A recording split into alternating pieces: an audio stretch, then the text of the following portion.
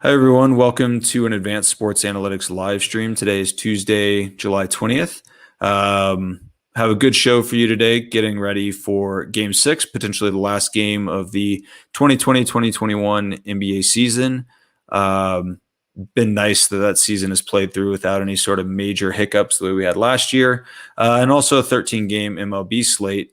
So a lot of good DFS contests to be played. We're going to be focusing on the slates for SuperDraft, a contest for both MLB, NBA tonight, some big three stuff, smaller 3M championship this weekend on the PGA Tour. But if you one of two ways can get access to a random drawing for 2 tickets to their jump shot contest, $25 entry fee or value, $12,000 in guaranteed prizes. You can either subscribe to the ASA YouTube channel and comment your SuperDraft username and your favorite champion play for tonight's slate. Tonight's Milwaukee versus Phoenix slate, that is. Or you can retweet if you go to our Twitter page at AS Analytics DFS. Retweet. We have a tweet out recently just announcing the show, so retweet that. Comment your SuperDraft username and your favorite champion play tonight on SuperDraft. I'm joined today by Gus. You can follow him on Twitter at Sportsmanac. Gus, how are you doing? I know you've been looking closely at the NBA slate tonight ahead of Phoenix-Milwaukee Game 6. Yeah, absolutely. And I'm excited to see some more NBA basketball. It could be our last night. Definitely, I think is a great opportunity to be a contrarian. I mean, a lot of the focus going into the NBA Finals were on Giannis and CP3, but I think there's going to be some other players we'll want to discuss this afternoon. Yeah, certainly with the playoffs in general, and even the NBA Finals, teams really kind of shrink their rotation, and there are just fewer fringe players that are getting any sort of run. And with this as an elimination game, I think teams are just going to kind of run their 7 to 8 man rotation, and Phoenix obviously going to fight to stay alive. Milwaukee going to go for the kill. Barring some massive blowout, I expect rotations to be pretty tight. And as such, the pool of players that we can select from is likely going to be tight as well. So I'm going to share our NBA projections for the night and pick your brain, Gus, about some of the players you're most excited about. I know you have an article that is live right now on SuperDraft strategy site. You can find that at strategy.superdraft.io. Where you highlight some of your top, preferred plays and preferred fades. So why don't we start with kind of the top tier of players, not so much in terms of projection, but just as far as a multiplication standpoint. We have Giannis at the multiplication floor at 1x, Booker and Chris Paul kind of tightly bunched together at 1.2. And the app just crapped out for a sec.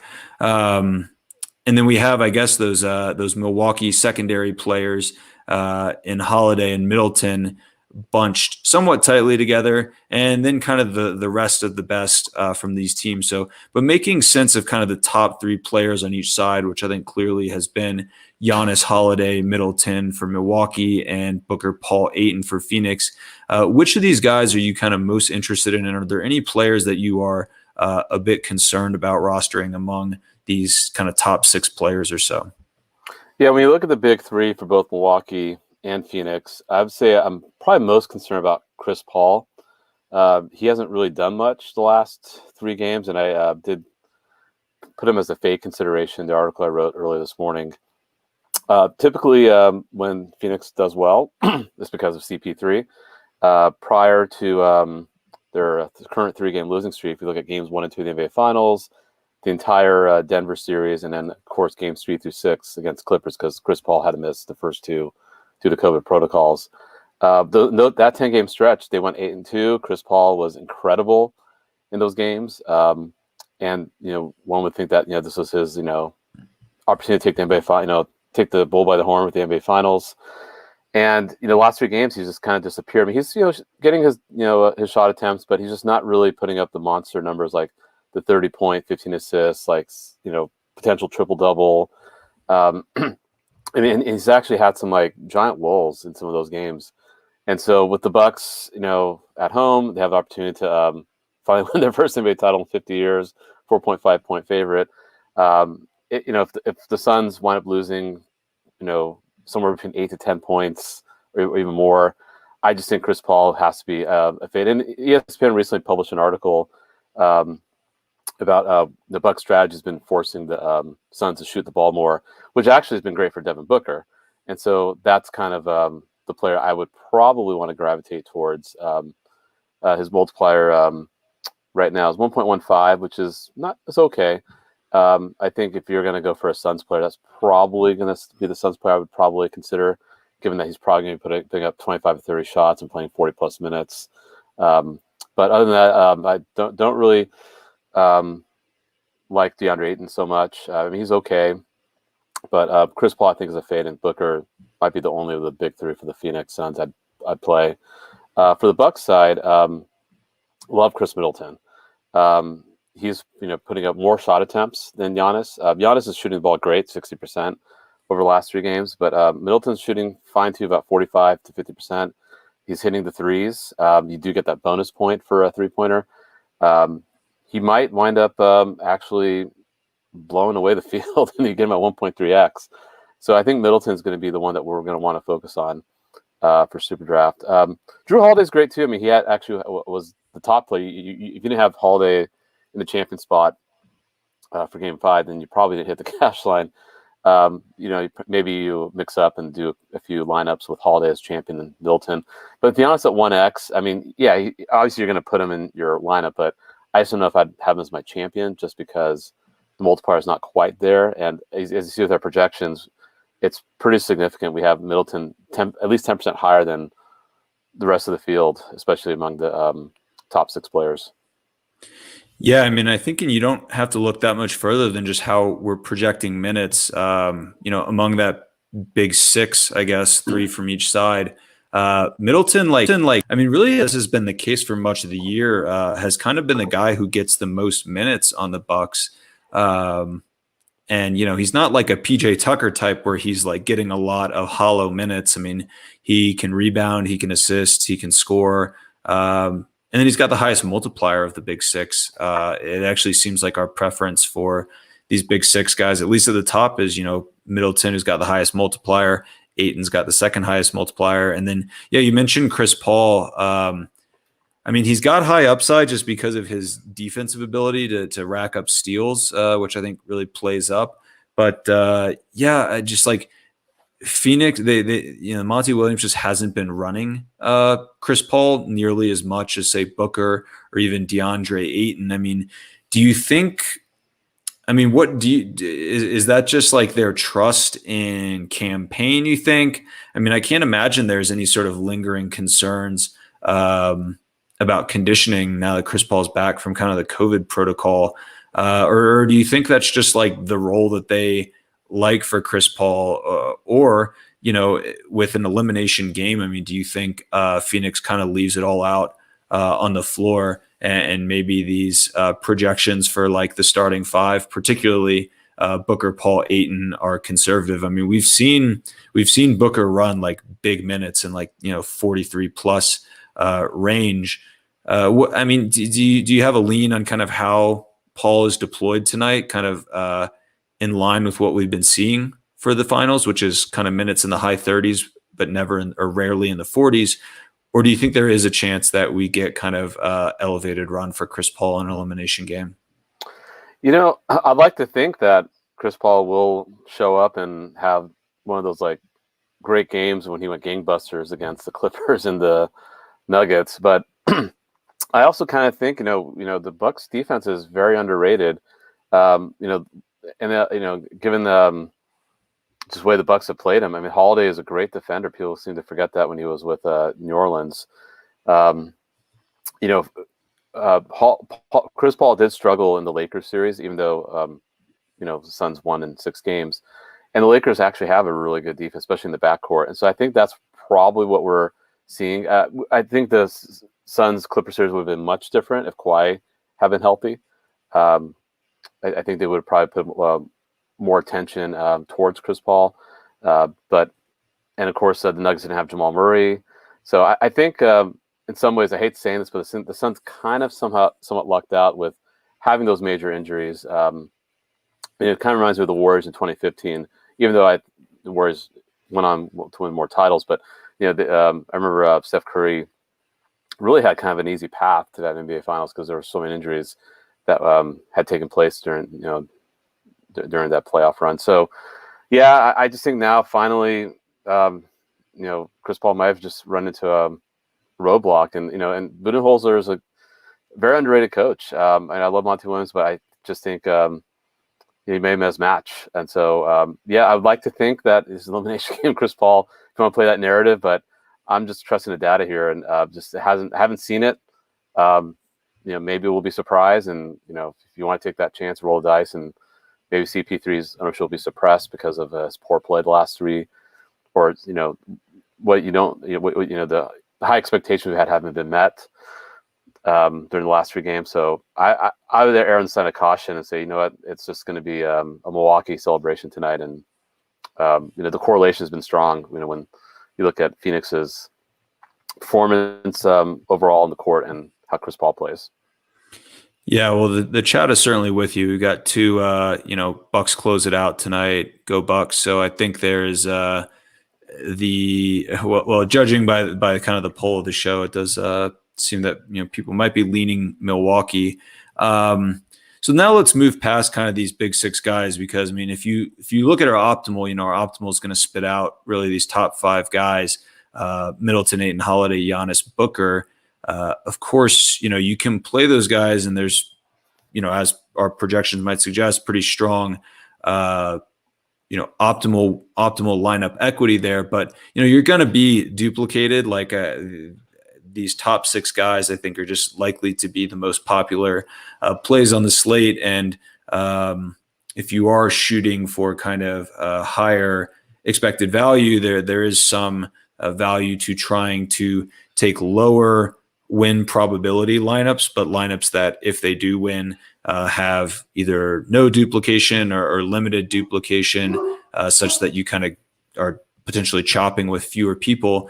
And with that in mind, I think the strategy is to try to force at least one of these lower projected high multiplier guys into your lineup. If the stars show up and none of these high multiplier guys pan out, you kind of take your lumps, but figure you didn't miss out on much by not getting a part of like a 20 to 40 person split or so. So as you do look down at some of these lower multiplier guys or higher multiplier guys, lower raw projected plays, and for that matter, lower post multiplier projected plays, who stands out to you as kind of maybe likely guys to be able to put up a score that is within the top five or so on the slate? I love Jay Crowder. I think, if you want to use recency bias, I guess you can if you want to argue against that. But the last four games, he's hit double digits. It's interesting. He disappeared in the Western Conference Finals against the Clippers, but had a great series against the Nuggets. I'm not saying the Nuggets and Bucks are similar, because actually the Nuggets play at a slower pace. So, I don't know why necessarily Crowder disappeared against the Clippers and is showing up against the Bucks, but he is. And again, going with the ESPN article I referenced earlier, where the Bucks strategy had been forcing the Suns to shoot more. And Crowder is shooting the ball. He's shooting the ball pretty well. he did have a terrible game one. I believe he didn't make a field, or only made one field goal out of 8 attempts. But, he's hitting, about 56%, I believe, from behind the arc. He's getting the counting stats. He's getting the steals, blocks, rebounds, and assists. Nothing crazy, but he's not one dimensional. It's not like a Jordan Clarkson, the Utah Jazz, or if you want to go back in the day, like Steve Kerr, the Bulls. He's not that kind of guy. He's definitely going to shoot and do other things for you as well. So he's just kind of just doing it quietly. And if you want differentiation, you could play any permutation or combination of 5 of the top 6 players for the Bucks and Suns, but I think you have to mix it up. I think Crowder's one. Connaughton, could be a good choice. He's not getting the usage that I'd like, but if the shot's falling at 2.2x, that's a nice multiplier. I probably for a Phoenix bench player, I probably lean towards Cameron Payne, given that I just think he's a better scorer than Cameron Johnson, and he may not quite get into minutes, but maybe enough. And I actually, what is Cameron Payne's multiplier? Is it 2 point? Is it two over 2x? He's 2x at exactly. two exactly. Yeah, I mean, I think that's another one. He gets the usage. And of course, Bobby Portis could be another one you could look at too. I think after that, I really wouldn't waste your time with Lopez or Tucker. Those guys have not given the game the usage, and really Milwaukee is just kind of sticking with their big three, except for maybe occasionally Connaughton or Portis. But I think Crowder would be the one that I really would like to just he's getting the minutes among all those high multiplier guys, and definitely getting some good attempts from behind the arc. So that would probably be the high multiplier guy I'd want to lean towards. Yeah, I mean, I think with some of these high multiplier guys, there are two components of play that tend towards good upside. I think 3-point shooting, which both Connaughton and Crowder, I mean, almost exclusively are taking their shots from three, and both have been shooting pretty well this series. So you're kind of just hoping that they run hot shooting from behind the arc, or maybe they get a few extra kind of just like variance type looks. And then Crowder is a pretty productive defender. Connaughton, I think, less so, but Crowder can rack up points via either steals or blocks. So kind of check two boxes with Crowder in terms of ability to realize one's upside. And then with Portis and Payne, we're not projecting them for great minutes, but we do acknowledge that both those guys are high usage players when they do play. So, I think there is some upside for these guys if they get maybe a little bit more run than expected due to game sequencing or potentially, foul trouble or something like that. An extra couple minutes or so for campaign at 2x, and we're projecting 26% usage rate. Those minutes are valuable more so than a guy like PJ Tucker, who is just, has such an incredibly low usage rate. An extra minute or two for Tucker just really doesn't get you that much. That being said, neither Portis or Payne really. I guess Portis is somewhat 3-point oriented, but hasn't been shooting quite as well or nearly as much from deep, or as high of a proportion of his shots from deep as Connaughton and Crowder. So, yeah, I do think it makes sense that those guys are kind of ahead by a little bit in terms of those low multiplier plays. So yeah, if you are playing in the jump shot tonight, if you do, or any SuperDraft NBA contests, if you get one of those 2 tickets, and you are an ASA subscriber, definitely encourage you guys to access our projections on the site. Fantasy Labs also has ASA projections embedded into their optimizer that you can purchase for, I believe, $10 a month. So yeah, I encourage you guys to check that out if you are playing NBA tonight. So let's move on. Oh, sorry, go ahead. No worries. One quick thing I want to say about Chris Paul. You had mentioned his penchant for getting steals. Drew Holiday's been protecting the ball really well in this NBA Finals. I just noticed he had 10 total turnovers over 5 games. So only averaging 2 turnovers for a point guard. That's incredible assist to turnover ratio. In fact, his assist to turnover ratio was 13-2 in the last game. So I don't think you're going to get many of those opportunities for Chris Paul. So just to kind of reiterate the fade for Chris Paul. Even if you're banking on steals, yeah, you might want to look elsewhere. So, yeah, that is a good point.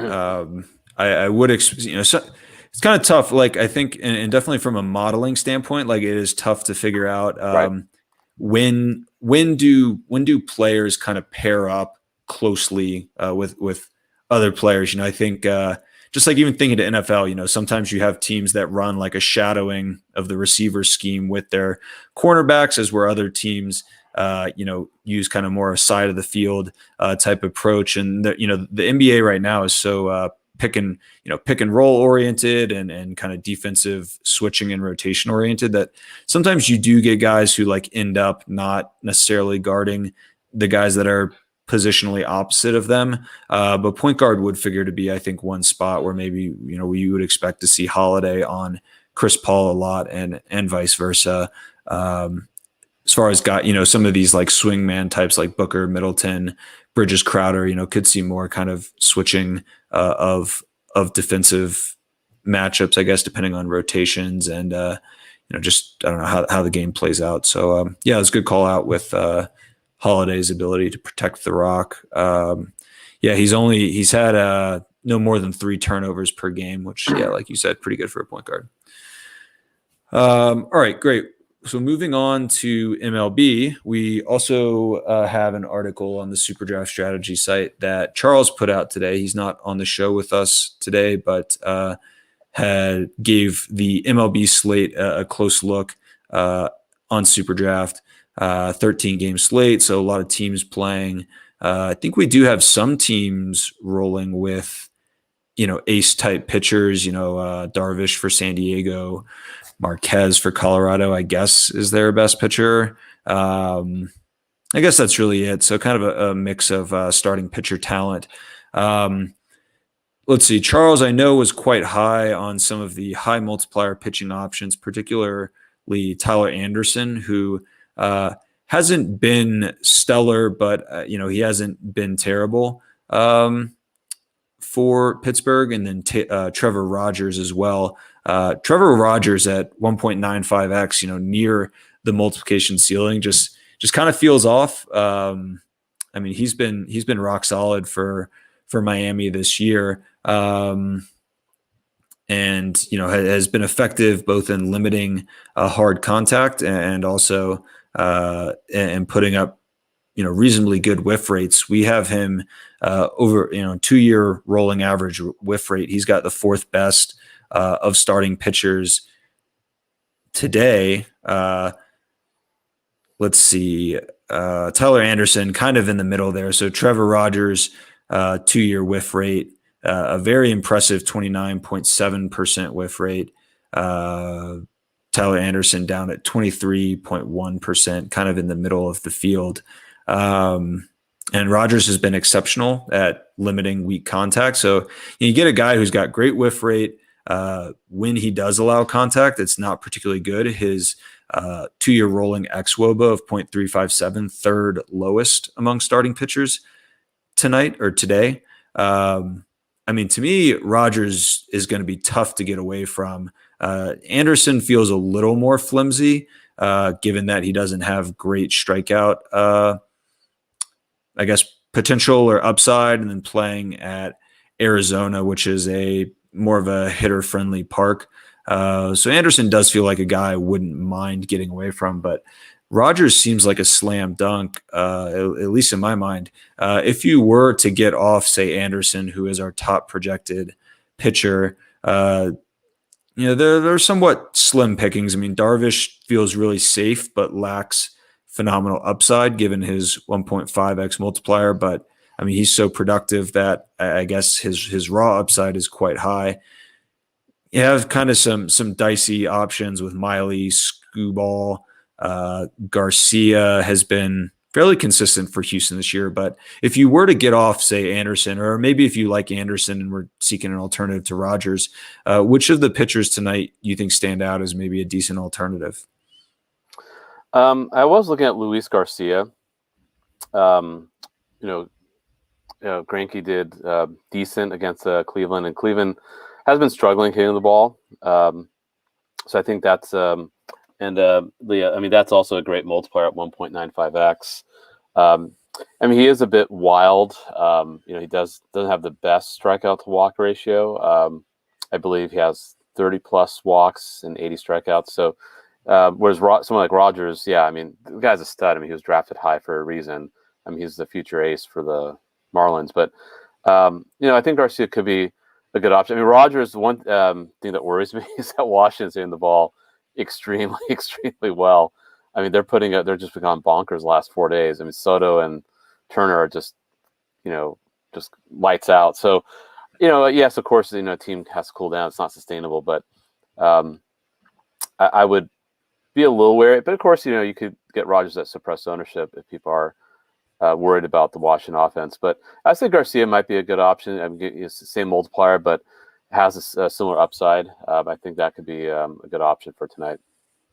Yeah. So just looking at, I do think like whiff rate and xwOBA allowed are pretty good intersection of considerations. I mean, Garcia is phenomenal in both. He's got the second highest rolling 2-year whiff rate among starters today, just over 30%, only lower than this Shane McClanahan, who's, sounds like, I haven't seen him pitch, but sounds like a real flamethrower. So, Garcia missing bats at a pretty high rate. And then when he does allow contact, he has the lowest xwOBA allowed over the last 2 years among today's starting pitchers, both day and night slate. So, yeah, I mean, Garcia, I think, checks out quite well. The walk stuff is a fair concern. But I think also just like with these high multiplier guys, the value of getting a win is so high. And, I think Houston has pretty good win odds against Cleveland, as we're Anderson, I think is a dog, or Pittsburgh rather, is dog to Arizona. I do like Houston just as a team, kind of Houston at home against Cleveland, as opposed to Pittsburgh on the road against Arizona. And Garcia, doesn't work super deep into games, but, I think median expectation would be that he's able to reach that 5-inning threshold to qualify for the win should, Houston be able to get ahead while he's starting and hold on to that lead. So, yeah, I mean, I think Garcia checks out as a really strong play. Yeah, and I agree with what you're saying with the win odds. I mean, personally, I'm not a big fan of wins as a statistic because I think it's a very flawed statistic. You look at DeGrom, it's a great pitch, but doesn't get the run support, or sometimes a bullpen could blow it up for him. But given that Houston's facing Tristan McKenzie, who actually, and this is the great thing about the ASA site, where we break down the StatCast by handedness, Tristan McKenzie barrel rate is over 20%, which against right-handed batters, and Houston's a very right-handed heavy lineup. I mean, yes, there's Alvarez and Tucker, but you also have Altuve, you have Correa, and Gurriel. So I just think, I mean, those wins will matter. I mean, getting those few extra points can really make or break your night. And so if Tyler Anderson, Arizona's not, obviously they're a terrible baseball team. Anderson could do fine. But, Pittsburgh could lose the game too. And, of course, if Houston's up 3-0, 4-0, Garcia gets 6-7 innings, 7-8 Ks, maybe 1 or 2 runs at most. Yeah, I mean, you're at 1.95x. That is going to be awesome value. Yeah, definitely. I think he's got Rogers at 1.95. That it's hard to with that talent. Yeah. It's hard to say there's a guy with better upside on the slate, but I mean, Garcia could challenge that just based on the matchup. I do think Cleveland's a softer matchup than Washington. And then moving on to batters and considering kind of individual plays versus stacks. I mean, the stack that Charles touched on in the article, I think, is really popping off the page, and that's Colorado going up against Marco Gonzalez at Coors. The weather should be, perfect for scoring runs. I'm seeing projected weather of 94 degrees, wind blowing out at 10 miles per hour. Really expect that Colorado side to dominate. And, we have, high multipliers on some of these guys at the top of the Colorado lineup. Hampson expected to bat second, Tapia expected to lead off, 1.6 each. And then Brendan Rodgers, who we like a good bit, batting sixth, so not at the top of the lineup, but 1.85x near the ceiling. And I know Rodgers is a young guy with limited data, and I think still has a lot to prove in the league. But I think these Colorado bats are in a really good spot, and the multiplier doesn't seem to be down nearly enough for some of these guys. Outside of those 3 guys I mentioned, are there other Colorado bats that you're interested in targeting?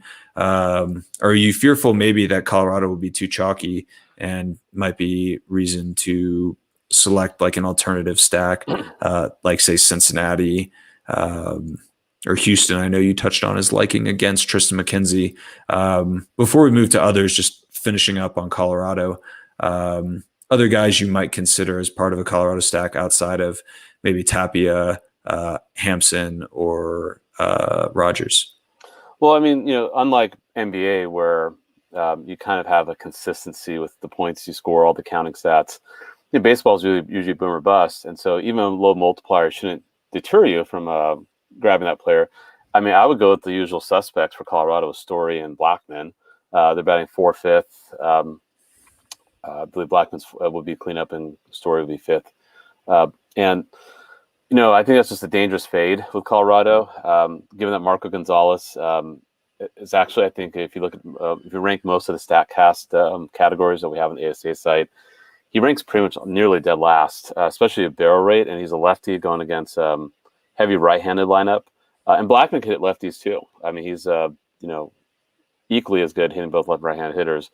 I mean, they're not quite the same hitters they were maybe 3 or 4 years ago, but I just think Seattle's a team that's used to pitching at sea level. They're going to the elevation. They rarely play in Colorado, being that they're in opposite leagues.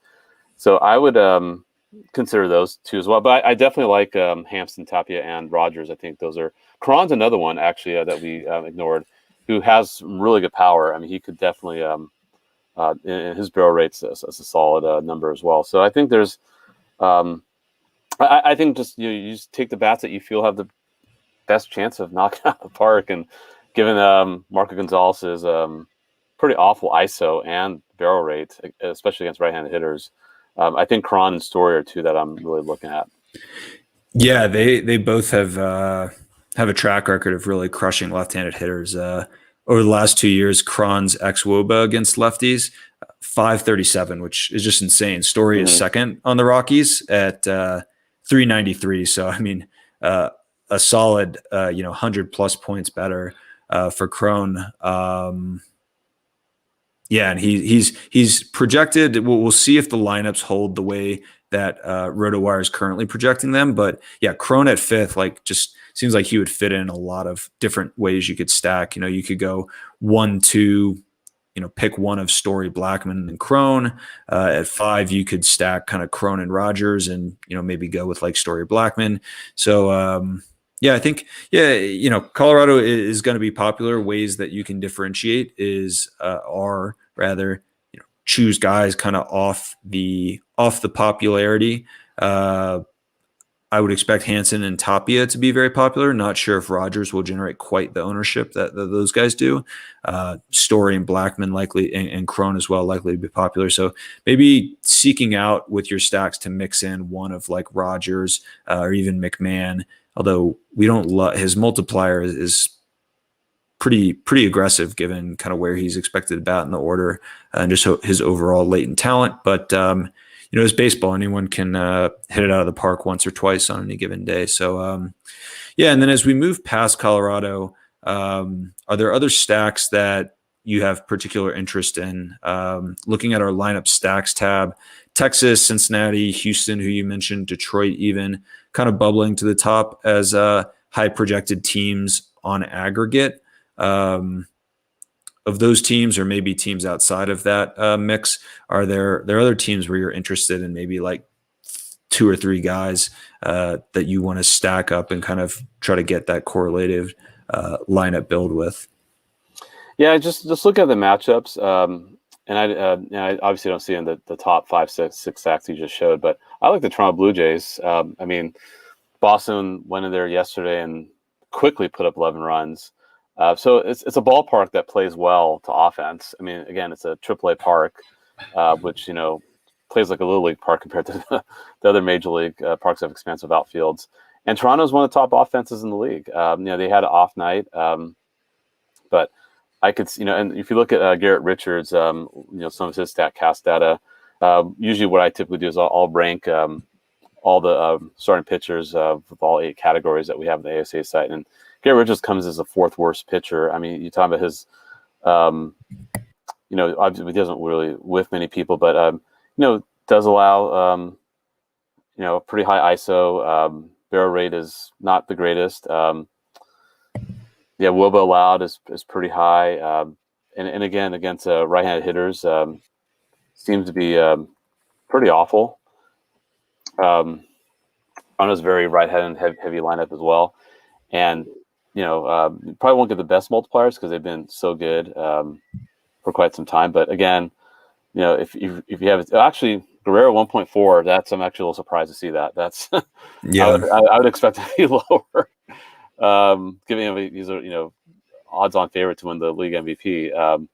Yeah, I would definitely. Garrett Rich is not a very good pitcher, so I would definitely lean towards Toronto. That's probably if you want to do like maybe 2 or 3 guys from Colorado and 2 or 3 guys from Toronto, and then maybe find some one-offs somewhere along the way. I think that might be a good way to go.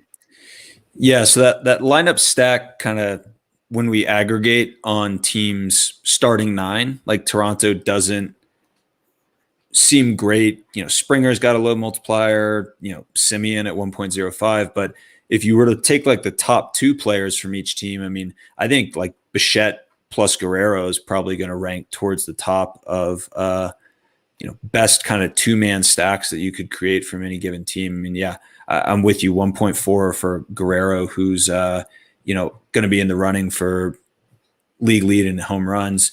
Bichette batting second, hits for power, can run, hits for good average, makes contact. I mean, yeah, 1.6 and 1.4 for Bichette and Guerrero seem like very inefficient prices that I think would be worth trying to exploit on the slate. And I think we spend a lot of time talking about stacking, but don't want to lose upon listeners the importance of being able to find your one-off plays that particularly have good power and kind of can put up big numbers, even if their team as a whole kind of fails. Putting together a multi-home run game or home runs plus steals. Who is standing out to you as kind of guys that are unlikely to fit into lineups if you are working hard to stack kind of the best value, but guys you might want to kind of sink into your lineups as like a one-off play? Who are there any guys that are standing out to you as kind of just very strong value, even though their team around them maybe not presenting the highest value? And I think Guerrero and Bichette, by the way, could I think make for very strong one-off plays as well.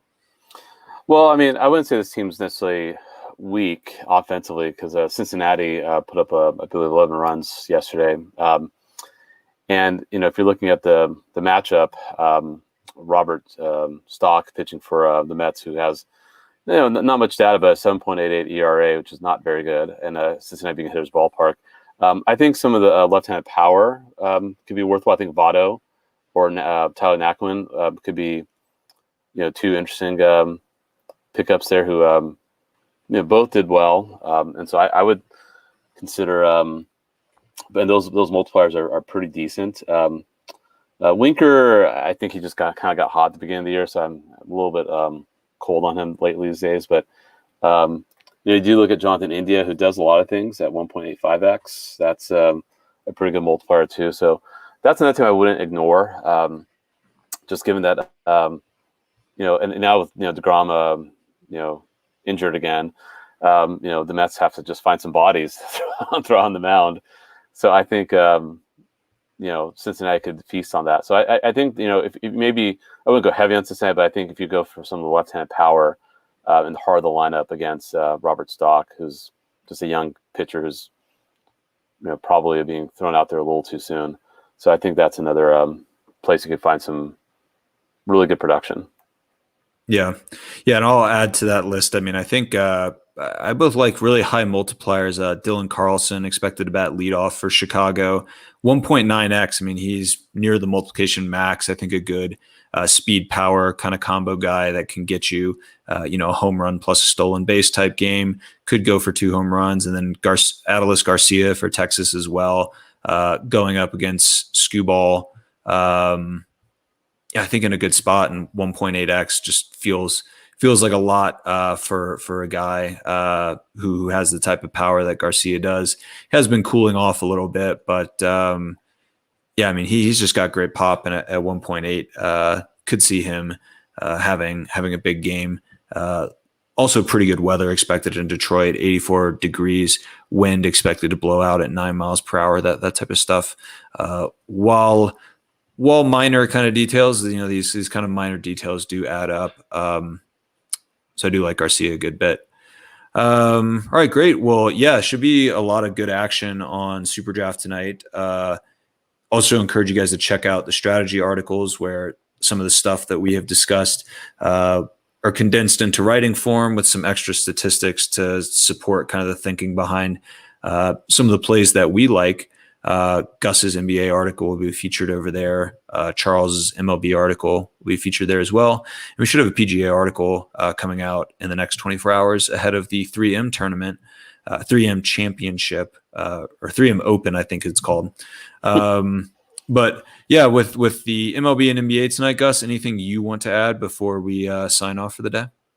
No, actually, I'm glad you brought my attention to Atlas Garcia, because I'm thinking I might roster him, because I agree. I mean, Scooball, again, this is a great thing about the ASA site. You have the StatCast data, and he's one of the worst against right-handed batters, and Garcia is, again, boomer bust, but I think 1.95x, that's really good. I think, if you get to a couple homers, you could probably take down a tournament with that. So, I'm in agreement with those one-offs you had just mentioned. Yeah, no, the StatCast tool is really is quite good for, I think, getting a sense of pitchers in particular, and as well as when you want to drill down into teams that you want to stack, and then trying to figure out kind of how the pieces fit together. I really do like that StatCast DB tool that you guys can find in the MLB drop-down menu. As we can see, Scooball, I don't know, kind of in the middle in terms of whiff rate, 26%. But he is, when he allows contact, it's really, you mentioned Tristan McKenzie as a guy to attack. But yeah, Scooball, McKenzie, Tuki Toussaint, although that Atlanta game was not early, so that'll be on the main slate. I'm not seeing it though. Did Tuki Toussaint get traded from Atlanta? Oh, good question. And actually, we do have to pay attention to that. Oh no, sorry. I see him now. Okay. Yeah, but that game has some rain risk in Atlanta. Mm-hmm. So I think that app, which I know you refer to a lot, is super great for querying some of this stuff and getting a sense of how you want to attack the slate. So yeah, encourage ASA subscribers to check that out. Maybe one of these days we will make the app free to access for the day, just so people can kind of poke around and see what hidden data gems they can find.